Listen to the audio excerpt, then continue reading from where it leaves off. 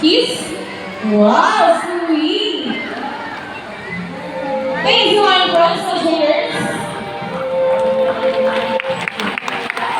We are home enjoying, spending the afternoon here at Waka, hearing about friends, Summer, and so on, Vincent, etc.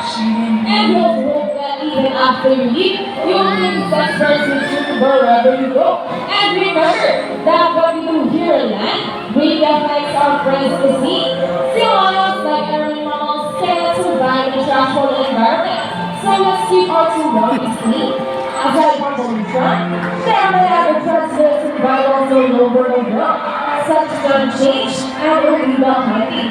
You can learn about this inside our oceanario. Always keep in mind that we are stewards of our planet and us. Each one of us must do what we can to protect and conserve. All day highlights from moderating in the stop, sundown, Vincent, JD, Sandra, Tia, Jerry, and all of us here at Quackland. We also mark, we will not thank everyone for listening today. We all hope you enjoy and visit again soon. So be there and have a nice day. See you later next one. Bye! And by the way guys, if you guys talk about birds, you guys see some birds, please approach